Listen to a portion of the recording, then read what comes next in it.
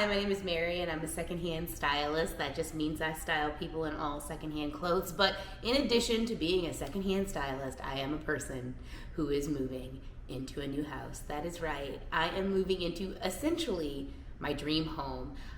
This unbelievable series of events happened where the stars aligned and we are in this incredible home now that I never in a million years would have thought that we would be able to be in, and it's a really great story. I'm going to tell you the story over the course of this video. This video is something that I have never done before. It's definitely more just a glimpse into my life, my day-to-day. It's just going to be like kind of a moving vlog, the process of getting into this house and kind of making it our own. I haven't moved in like 8 years, so it's a big deal for me to move. I have a huge collection of stuff that I've been hoarding for a while now, just waiting for the day that I was going to have enough space to live in, and finally we're in that space. We did not buy the home. We are renting it. We are lifelong renters at this point, but I feel good about it. I feel like this house was very much like made for us. I could not be happier with currently at this moment. I'm just like starry-eyed as can be.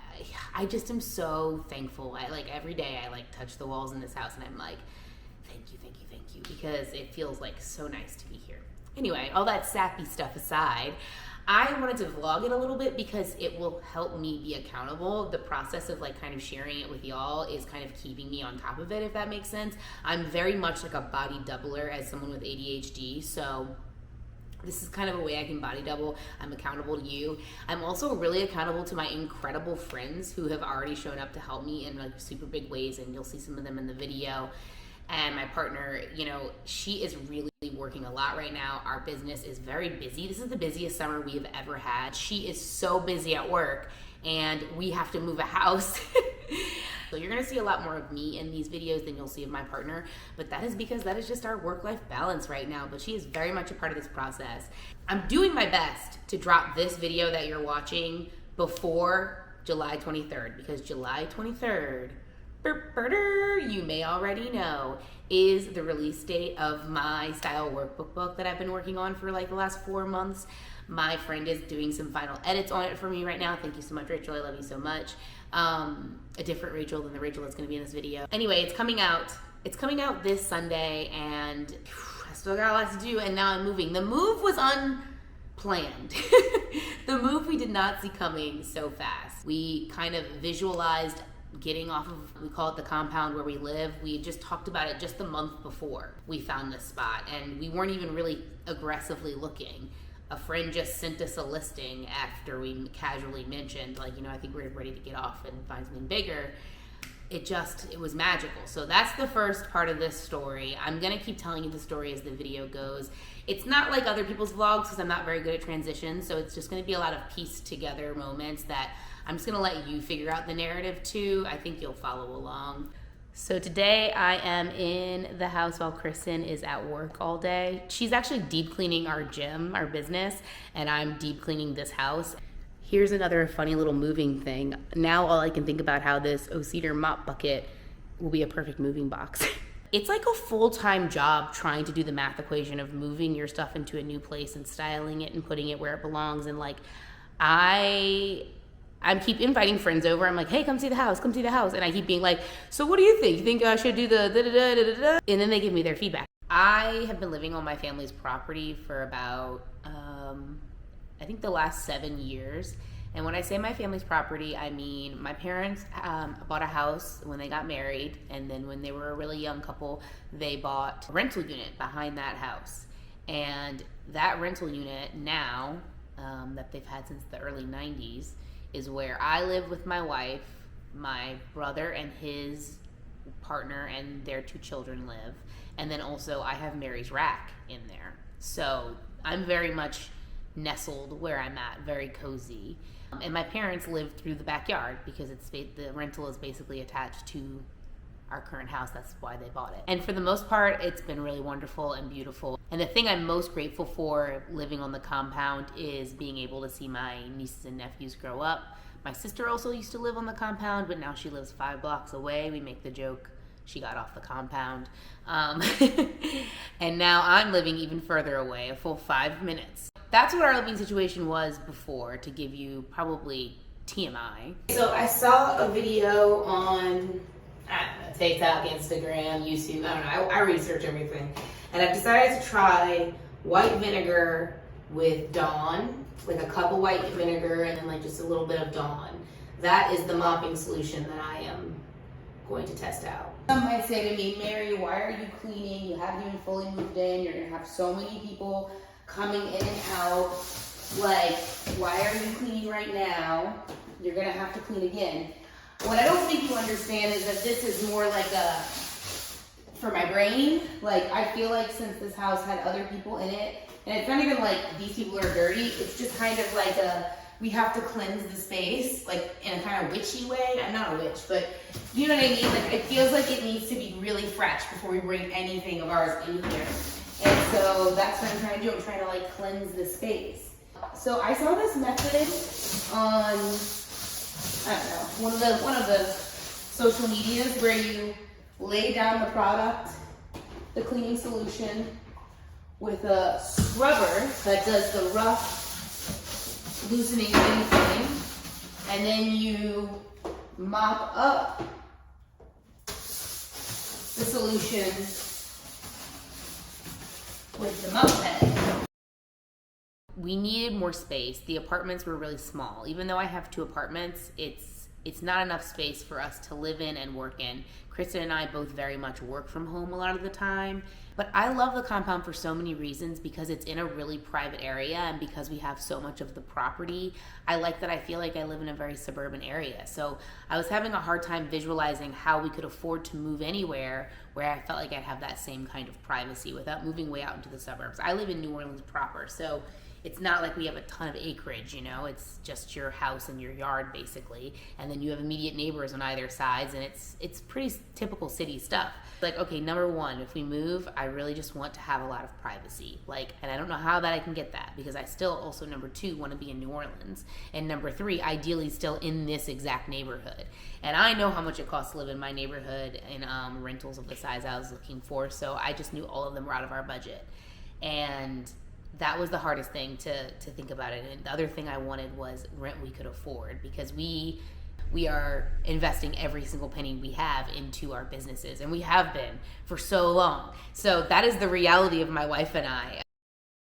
So a thing I'm realizing about this whole moving to a giant house thing is just how many things I do not have that, I don't know, normal people have. Like, for example, I've never really owned a good working vacuum because my apartment was so tiny. We sweep it. I sweep the rugs out. So I need to get a vacuum. And it's like, oh. And it's not fun stuff. Who wants to buy a vacuum? I don't want to spend money on that. Ugh. So being able to find a space that we could friggin' afford, and a space that was private and big. I wanted big. I really wanted 4 bedrooms. My secret number, my secret desire was 4. 3 would be manageable, but in my heart of hearts, what I wanted was 4, because we are huge entertainers. Okay, so we did the 2-bucket system. The first bucket was like clear basically, and so this is my dirty bucket. So I think that the floor is pretty clean, but I still love to see the bucket drop, you know? Are you filming? Yep. Okay. Ooh. Nasty. Not too bad, but nasty. I love the vinegar and dish soap solution. I think it's great. Here are the 2 pinks that I'm thinking about painting in the dining room, on the dining room ceiling, into the kitchen. But my idea has changed a million times, and I was gonna talk you through it. Originally, I liked this color. I thought it was a nice muted color. It's still pink, but honestly, it's just a little too mauve. And I liked it because it was toned down. And I was like, okay, this is like an acceptable wall color that people paint on their walls. And this is just a little too bright and dainty. But I like resent that that's my course of thinking, because I like this pink more. This pink is more authentic to me. Like, I like this shade. It's lighter. I think it's gonna brighten up the space, because you know, it's kind of like a tube with very little natural light once you get back there. So I'm leaning towards this pink now. I also had the idea of doing this pink and then doing the ceiling this color, or doing my living room this color because there's more windows in the living room, and then doing this room this pink. So I don't know what I'm gonna land on. I know that one day I wanna paint the cabinets green, some kind of green, I believe. So that's something I'm factoring in. Or maybe I'll paint them another shade of pink. Who knows? What if we paint our cabinets chartreuse? Do what you want, girl. If I'm able to, you can stay in my house. Like all of my friends from years and years, they know this. During my wedding, I had both Mary's rack and our apartment full, like every surface with a different out of town friend, because we got married Mardi Gras morning, and like it's really expensive to come to New Orleans Mardi Gras morning, so we just crammed them all in, and so people didn't have to pay for housing. Okay, I'm feeling very committed to this green for the cabinets and for these little poke out bits here. It needs another layer, and now that I have a giant swatch of the living room pink with it, I'm feeling really good about it. I think painting these giant swatches just shows you how excited I am about these colors, and I'm pretty confident that these are my colors at this point. So can you tell the people how and why you trust me to put pink everywhere? I trust your vision. I think that was it really was one of our agreements when we got married, was that you have full control, creative design over our entire house when we have a house, right? Yeah. Do you remember that? Yes. So I do trust the process. It's more pink than I would have probably chose, but I think the blends of pinks are gonna be really pretty, and the only thing I want is just for this house to feel cozy. I want it to feel cozy. That's what I want. Out of everything, all the colors that you choose, I just want it to be me. I just want it to feel cozy. I'm really excited to move in. We have 22 days. I mean, we can move in right now if we want. We just don't have all of our stuff here. You don't have a bed, you know what I'm saying? Yeah. But we could get a bed. Great migration. We all flock upon the goodwill at the same time. This is test. There's so many good lamps. Do I need lamps? No. But do I always find good ones? Yes. This is like a heavy cast brass base. And then this one matches another one that we already have, and I was thinking put one of each on the entryway on either side. Cute. Okay, I put one of the lamps back, but I am getting these ranoculuses. Am I saying that right? I've never seen them faked, and I have a pink vase that I'm pretty sure that they're gonna look really good with. And I am getting this more like goldy brass one because it matches a goldy brass one that I have already. I'll show you guys when we put it all together. I can't really explain it. So in addition to really wanting a guest room and really wanting a space for Mary's rack and just having space, I wanted space to spread out. I wanted space to breathe. I wanted greenery. I wanted greenery so badly. I live across the street from a park previously, so I'm just like, put me by some greenery. It's a tall order here in New Orleans. Another big thing I wanted, because I knew I was going to be a renter, was a good landlord. I really wanted a good landlord. Hello, we're in the house today. My friend Katie is behind me removing the light switch covers with a putty knife because we forgot almost every tool. But today we are going to, Katie used to be a professional painter, so she's gonna help me paint. And then my friend Rachel's coming over, who y'all have all met before, and she's gonna help with the kitchen cabinets. And then we're gonna paper all of the floor because we're painting the walls and we're painting the ceiling today. So this is gonna be interesting. And the last thing I probably wanted, but have wanted the longest, is that I wanted a 1950s tile bathroom. I have been wanting one of these bathrooms since let me clarify. I've been wanting to live in a house that was built in the 50s or 60s as long as I can remember, since Katrina, when I realized that all of the nostalgia was gone from my childhood home after a fire and a flood. It felt no nostalgia. The place didn't feel lived in anymore. And so I knew I just wanted to live in a home that felt lived in and a home that had a history. And so I love the styles of the 50s and 60s, and honestly all the way into the 70s. I would have settled for a 70s ranch home. Honestly, it's not my first aesthetic, but I would have done it because I just wanted to live in a vintage home so badly. But you've got to understand that this thing about Katrina and the continued conversations about Hurricane Katrina is that because so much, do you understand? So much of our city was completely destroyed. There is so little that is old, like, left in the majority of the city. With the exceptions being Uptown, which is a very beautiful, wealthy area where the colleges are, and the French Quarter, which were very much protected. And there were some pockets in between here and there that didn't flood, and they still have all their authentic features in these homes. And sure, people restore homes and they try to keep things authentic after the flood, but it was just impossible. These homes held water for a week. So there's not a lot of homes left in our city. Beautiful 1950s, 60s, 70s, 80s, even 90s time capsules. There's none. So all these houses, could you imagine, were built between like '06 and like 15.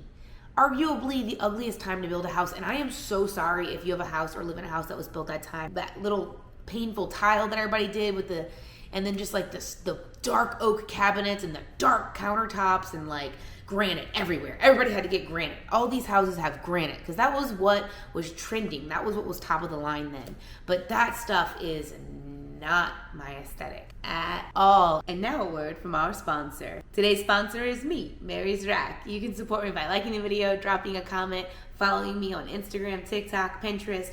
Another big way you can support me is by getting my style workbook book dropping this July 23rd, the first day of Leo season. It'll be live on marysrack.com for you to go ahead and purchase.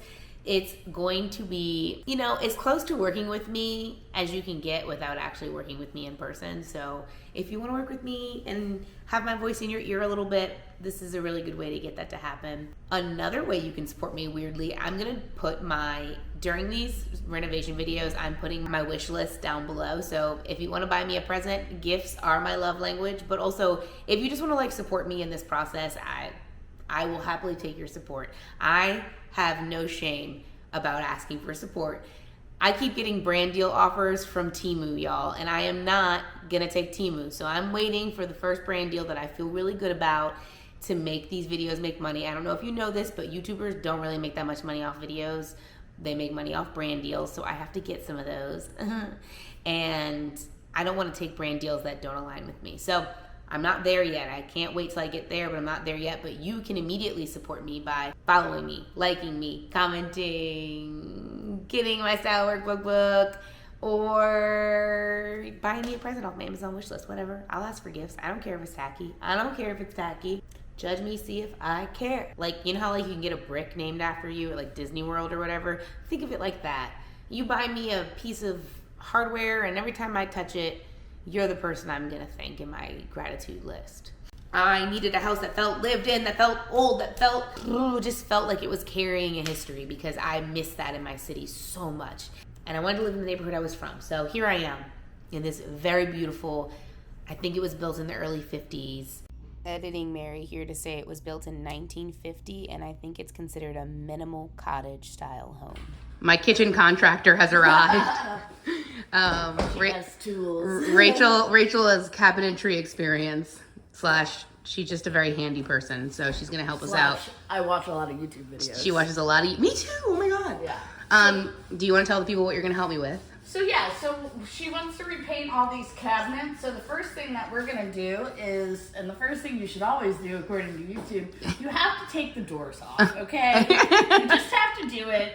If you don't want to do it, it's going to be bad. So just do it. Just do it. Also, we have the landmark special on these, which means all the hardware has been painted over about 27 times. We hate this. We want to fix that. So we're going to put those in some citrus strip. You can boil them if you want to. That's extremely satisfying. And then the paint just peels off and it's wonderful. But we don't have a pot, so we're just going to citrus strip them. Here's the part of the video where I give a special shout out to Rachel because I really don't know how I would have done any of this without her. She really has committed to the bit. She has given a lot of time to these cabinets specifically, but just like pretty much any of these projects, she's really enabled me and I honestly wouldn't be able to do it without her. So thank you, Rachel. You are the best. Katie is getting a full body workout right now, painting the ceiling. But she's pretty much knocked this much out in a very short period of time, so she's basically a professional. And she did actually literally do this in college. and was only paid $10 an hour, which... I thought I was lucky too. Yeah, you were like, oh my God, $10 an hour. But guys, could you imagine? Like, this is hard labor. $10 an hour seems disrespectful.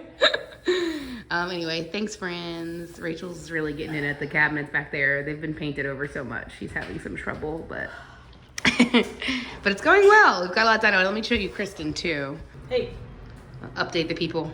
we got the bathroom going, a little primer action. Kristen's priming. I don't like this green at all. So we're gonna, and it also doesn't match really the green on the tile, as you can see. Like, Yeah. I don't like that. Do you want me to like, am I supposed to like coat this real heavy? No, it can be light. Okay, got it. Because it's just gonna be primer. We're gonna put something over it. Well, we are like 2/3 of the way, about 2/3 of the way done. Okay, good. Rach, you wanna tell them what you're doing? I'm putting citrus strip on doors.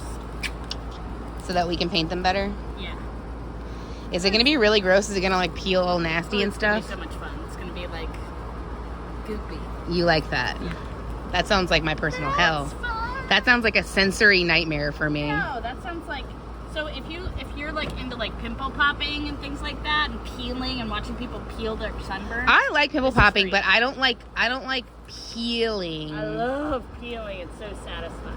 Well, I guess I like peeling sunburns, but this seems different. This seems gross to me. No, it's good. It's good. So We're how? gonna cover it with some I don't have any saran wrap, but I have a ton of plastic grocery bags, so I'm just gonna cut them and lay them on top. Oh, that's so it doesn't smart. Dry up as much. And it's a lot cheaper than saran wrap. Yeah. Exactly. Plus, it's super humid where we are, so like the drying. I mean, it's definitely gonna dry out a little bit, but not too bad. Just gonna Cute. coat it really good. Speaking of Rachel, Rachel is the reason why we found this house. She was hanging out with us and we casually mentioned that we were getting ready to make the move, and she just pulled out Facebook Marketplace and immediately sent us a listing that checked every single box that I had said moments before. And I looked at it and I looked at the price and I looked at Rachel and I said, Rachel, this is a scam. It doesn't make any sense that this would cost this much. There's no way it's real. And so I ignored it. For 4 days, I did not message these people. For 4 days, I had the listing and was looking at it and just couldn't believe that I could possibly get everything that I ever wanted. And finally, I got over myself and I messaged after 4 days and they got back to me immediately. I for sure thought it was a scam all the way up until I walked through the door for the tour. I thought I was being scammed. I couldn't believe that I had just checked all the boxes. And it only got better from there. The owner of the house is this extremely kind woman who had bought the house in 2020 with her boyfriend, who had recently passed away. And so she has moved and started a life somewhere else and is obviously, not wanting to be in this house right now. He didn't pass away here, but he did pass away, and it's friggin' tragic. But they had given so much love and care to this house because they thought they were going to start their lives here. And then this tragedy occurred. And so the house just sat empty while she went and started a new life. And she was so sweet. We connected so much on that first tour. And literally, me and this woman cried together while we were touring the house. I know that sounds ridiculous, but it's literally true. The pink tube is complete. It looks truly wild in here right now, but we were just talking about like when the furniture and when the art is on the walls, like how much it's gonna be broken up. Like right now I'm like, oh my God, is it too much pink? But it's not, because first of all, those cabinets back there are gonna be a bright green. And against that wall is gonna be a floating shelf. And against this wall is gonna be a piece of furniture. And against this wall is gonna be a bunch of art. So I think it's gonna be like super broken up with all of this stuff in here. I also wanna change out these light fixtures eventually, so those will kind of be draping. I think there's gonna be a lot of stuff that like interests your eye. But when you first look at it, you're like, wow. Tube O pink. And then this is the other color that we had picked, remember, the mauve color, but now compared to the pink, I'm not liking it. I'm not liking it with this pink anymore, so I don't know what we're gonna do. I don't know what we're gonna do. What do you think we should do? Haven't decided. Katie, what is your opinion? I think same pink, pop of green on the shelving thing. You think I should paint this living room the same pink as that pink? I don't think it'll look bad. I think especially if you take that and make it a green accent. Just talking the shelf. Yeah, so Katie thinks I should paint both of the pop-outs over here the green that's going to be the cabinets. And also, I don't know if I've informed you, but I did change my mind and it's not this green. It's a different green that we haven't gotten yet. So I like that idea because, yeah, you're right, Katie. I think it will like break it up a bit. Yeah, I'm leaning towards this whole thing being the same shade of pink. I agree. I tend to agree. No? No. You said you have no opinion. I just am thinking about it. I need to let it marinate for a minute. This is what I would do. Okay, what would you do, Rachel? So I would do from here. Think of that as a separate row. Here? Here. And then starting with this wall forward, I would do a different color. Because here's Slap those walls, the Rachel. thing with it being the ceiling, I think it's gonna look like a womb. I kind of like it. I like a womb. A womb is what you're from. So there I was standing in a house with a 1950s tile bathroom with pocket doors with a beautiful 1950s original features, and I'm touching everything and I'm appreciating it. And the woman who owned the house started to cry because she saw how much I loved the house. And then she told me about the hawks in the oak trees outside. And I told her about the pair of hawks that live in the oak tree outside of my current place and how I've always felt super connected to them. And I cried. So there we were, both crying and holding each other at this house tour. So it was meant to be. All right, I'm getting this just slightly damp. Since I already vacuumed it, that'll get all the small little sand particles out of there.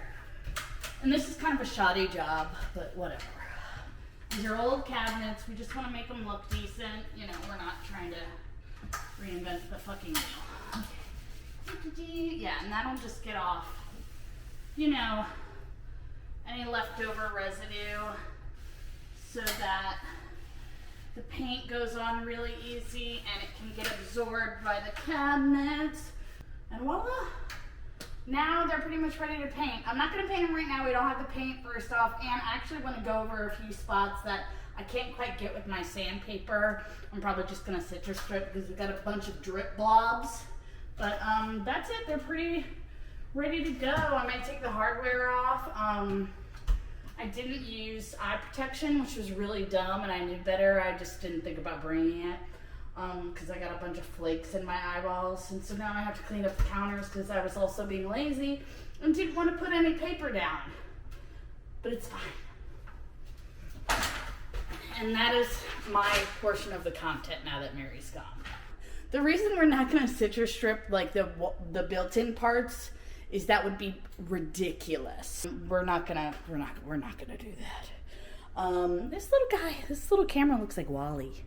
All right, we are stripping those 1960s curtains that I found and was obsessed with. If you've never stripped, this is what I strip with. And sometimes I add in the laundry soap by Arm & Hammer, I think is what it's called, but I didn't get any this time. You don't need it. This is just powder tide and borax. And literally we just turned the water off and it's already so dark. I think a lot of it is dye from the curtains, but oh my god. Like you can't tell me that's not dye. It's like neon. It's a lot of it is dye, but it definitely is dirt and buildup as well. I mean, these have probably not been laundered since the 60s. I'm just gonna leave them overnight and then tomorrow I'm gonna deal with it. Rachel is here.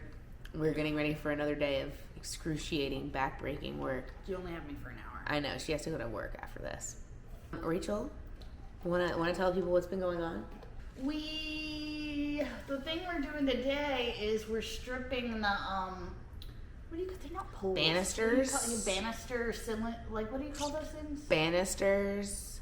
The cylindrical thingies. The thing. You know. Dowels. Dowels, like they're decorative dowels. We found out that we knew they were wood underneath all that paint, but we were gonna paint them green. But now We're gonna try to make them wood. Yeah, Mary has decided she likes the wood underneath. So we did a very intense stripping yesterday, and we've wrapped it in saran wrap. Yep, and hopefully now that'll come off like butter. I actually brought a little tool device, so we're gonna make. I think it's called a gouter. It's like a technique on how like you kill people, but you'll see. It'll be good. Okay, if you say so. Yeah. Well, I'll do like a time lapse of the stripping of the. Yeah. banisters. I think that would be a good I think idea. it's gonna be really satisfying. I fucking hope so. I want it to be easy so that it does not drive us crazy.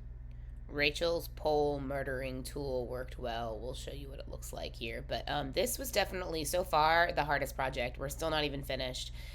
It's painful. You have to like stand up on a chair and it's like little tiny wires in your hands or like scrapers. Also, then I'm like scrubbing it intensely with mineral spirits to get the wood to come out. But I gotta say, like, even though we're not done yet, I still think it's gonna be worth it because seeing this natural wood pop out it's an incredible feature of this house. So I'm really happy to be restoring it. Now I want to restore all the wood in the house. Rachel, I don't know if we showed this contact picture that Rachel had. She acquired it for free and has given it to the house project. Thank you, Rachel. Rachel, I had an idea last night at like midnight and I almost texted you, but I figured I didn't want to keep burning you out with things about my house. But listen to this idea, okay? Hear me out. I know it's not a thing that people do, and I know it might be unusual, but I want you to just like consider the possibility of it maybe being cool. Okay, are you ready? Should we cover the countertops in this, and should we cover the refrigerator? What? I think it could look cool. Here's the thing. I mean, we could do it.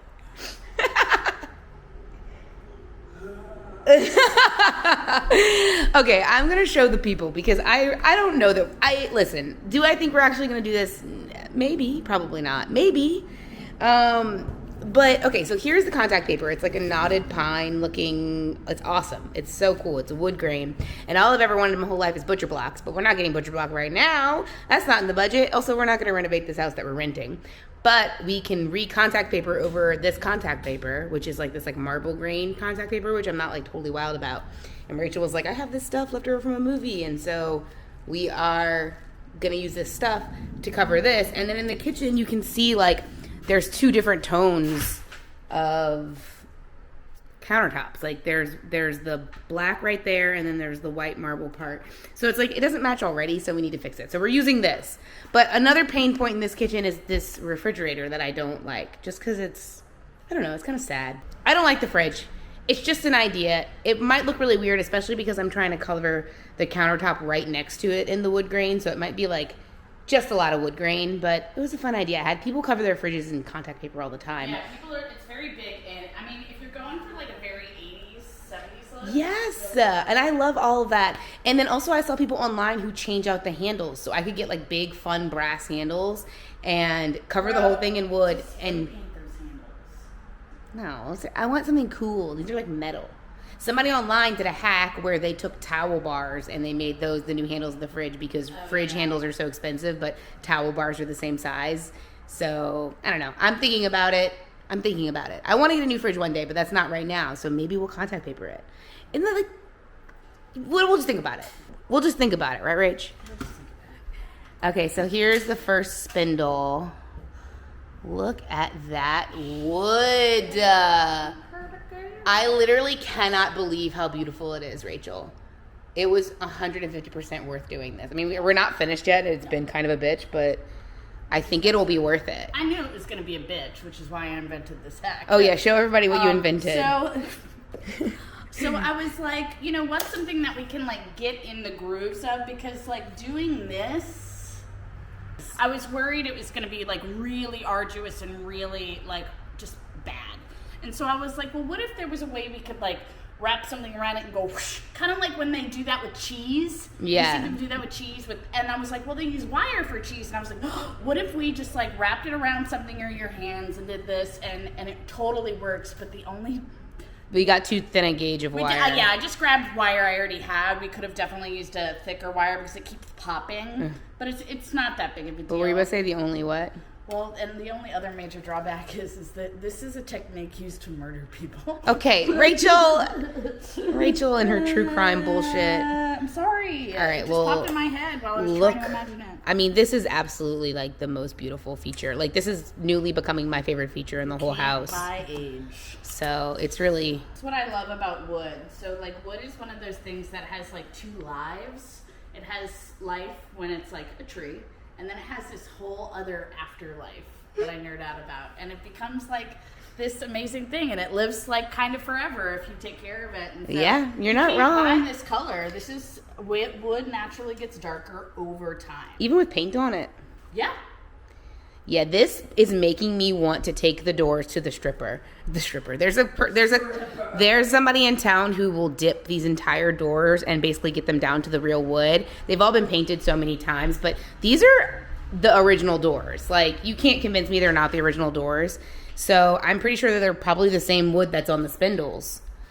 So I don't know. Maybe I'll bring them and get them dipped. It's a possibility. There were a bunch of other little coincidences when we saw this house. For example, I had a friend visiting me from out of town, and he came with us to go see it, because why not? And he lives in the same town in Georgia that my new landlord lives in now. Like, what are the odds that they both live in the same town in Georgia, and he just happened to be in town, and he just happened to come to this showing with us? Like, there were just so many signs from the universe that this was the house that we were supposed to be in, like, that we were the ones that were supposed to be in this. This entire thing has been kind of a spiritual experience for me, and it doesn't even end here. Like, it gets just a tiny bit more intense from this point on, so I just want to warn you that, yeah, it's going to get wild. All right, open your eyes. Wow, that looks so good. Doesn't it look so good? I cannot believe y'all got all that off already. It was a lot of work. Oh my God. And I mean, we still have so much to do because we haven't even started the other side. I mean, it's still just soaking, but like, Gorgeous.